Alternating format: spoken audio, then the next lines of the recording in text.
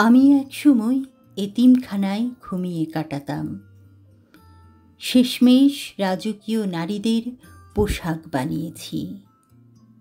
মা চলে গেলেন, তখন আমার বয়স মাত্র 11। আর বাবাও কিছুদিনের মধ্যে হারিয়ে গেলেন যেন হাওয়ার মতো। আমাকে পাঠিয়ে দেওয়া হলো এক কনভেন্টে, যেখানে চারপাশে নীরবতা, প্রার্থনা আর কঠিন শৃঙ্খলা। তবে ওখানেই আমি শিখলাম সেলাইয়ের শিল্প। নিঃস্ব ছিলাম, না ছিল পরিবার, না ছিল বিলাসিতা, না ছিল ভবিষ্যতের কোনো প্রতিশ্রুতি। তবে আমি নিজেকে একটা মাত্র প্রতিজ্ঞা করেছিলাম, আমি কখনো আর নিজেকে অদৃশ্য হতে দেব না।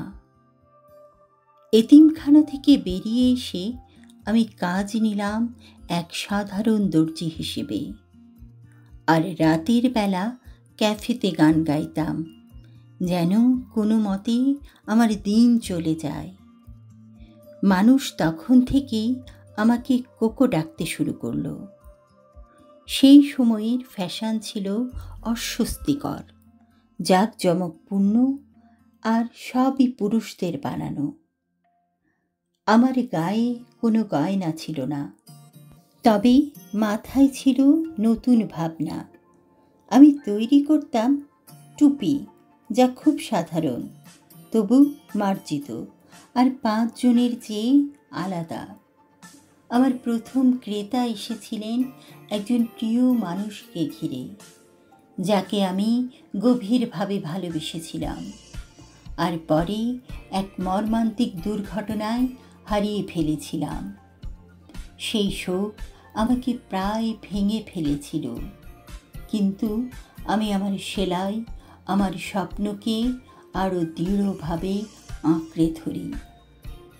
সেখান থেকেই জন্ম নেয় শ্যানেল, যে নাম কেবল পোশাক নয়, একরকম দৃষ্টিভঙ্গি বিক্রি করত।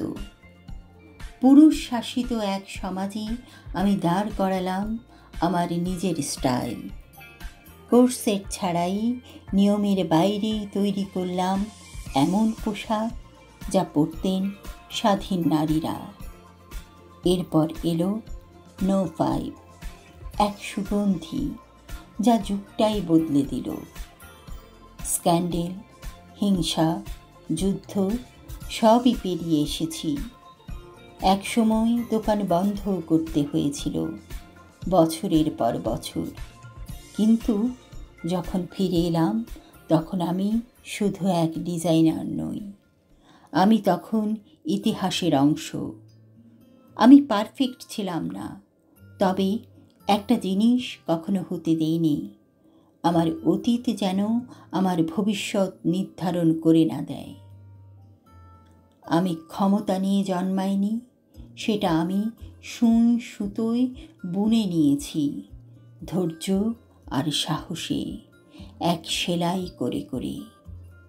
এই কথাগুলো বলেছেন শ্যানেল কোম্পানির মালিক কোকো শ্যানেল, যার জীবনের গল্প তিনি নিজেই সুই সুতোয় বুনেছিলেন। আসলে পৃথিবীতে আমরা সবাই কোনো না কোনো ক্ষমতা বা প্রতিভা নিয়ে জন্মাই, শুধু দরকার সেই প্রতিভাটুকুকে সঠিক জায়গায় বিকশিত করা। গল্পটি সংগৃহীত, কণ্ঠে ফজিলাতুন্নেসা শাওন।